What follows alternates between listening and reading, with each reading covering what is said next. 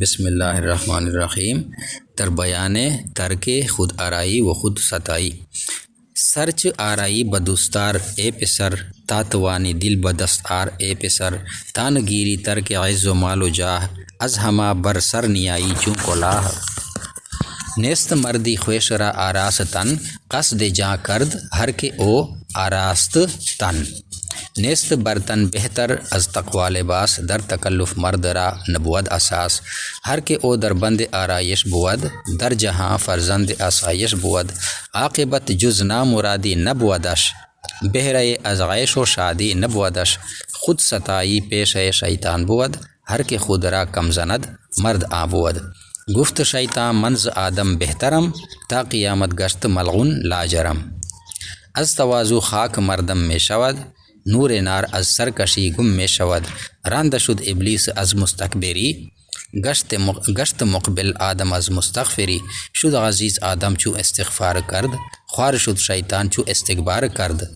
دانه پست افتد زبردستش کنند، خوش چون سر برکشد پستش کنند.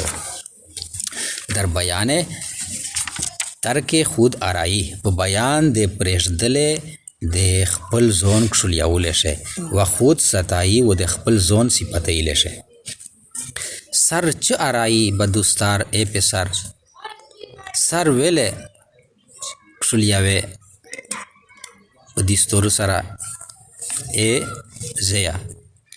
تا توانی چې کولی شې ته دل به دست آر، زړه په لوس روړه ای پسر ای زیا. زړه لوس ته روړلې دا معنی چې زړه خپل قابو شه اوس وته، چې د تو زړه د پورا څه په چار دی چې په زړه شه موجود وي، هغه شی پشه موجود کا چې الله ذکر دی الله. تا نگیری ترک عز و مال و جاه، تا نگیری چې سه پرې ته و نن سه پرېږدل د عزت و د مول و د مرتبه. از هما بر سر نی آئی، ای ټولې خلکې په سر وې نه روښې ته، چون کلاه لکه کلاه ټیپیې النګي څه په والا شي، یعنی عزت وې نه کمینده، خپله عزت و مول و مرتبه طلب پرېږده وه، بیا وې پاسته ته خلکې څنګه عزتمان وې. مراد دا ده ځنې نیست مردي نه ده سړیتیب، خویش را آراستن خپل ځون لره کښلیول. قصد جا کرد، قصد یعنی اراده د ځون یې وکړه، یعنی اراده د ځون د هلاکت یې وکړه. هر کې او هر هغه څوک چې د آراست کښلی که تن ځون. یو ضروري صفایي ده چې خیره په ځون نه پرېږدې، نجاست په ځون نه پرېږدې، دا خو محموده ده، دا خو په چار ده مومن ته چې عبادت چې ته سه پوک وې سه صفا وې کښلاوې، خو ده نه هغه غیر ضروري کښلوله مراد ده تکلف سره. نیست برتن نه ده په وجود، بهتر از تقوا لباس، بهتر د تقوا نه لباس جمعه، د پرهیزګورۍ نه بهتره جمعه په بدن باندې بلا نشته. و لباس التقوا ذلک خیر. او دا الله تعالی فرمیلی دی چې لباس جمعه د تقوا چې دو دا ډیره بهتره دو. در تکلف په تکلف شه مرد را نبود اساس، سړی لره محکمتیا مضبوطی نوی اساس منه بنیاد. تکلف چې بے فایده ځون ته تکلیف ورکوي په ځون کښلیولی شي. هر کې او در بند آرایش بود، هر څوک چې دای په خیال د ډول و سنگار شده. در جهان په جهان شه فرزند آسایش بود، دای ځای د راحت ته، یعنی دای د راحت ځای ده په جهان شه، یعنی دغه جهان راحتی نه دای غوړي، خو د هغه جهان راحتی نه به دای میندل نه کو. عاقبت آخر کار آخر نتیجه جز نامرادی نبودش، بغیر د ناکامی نه ندوده ده، بغیر د ناکامی نه انجام نه داده ده، یعنی دایوه ناکامه وي، انجام وی ناکامی. دغه سړی چې د مخ شه شعر شه ذکر شه چې کښلیولې په فکر شي.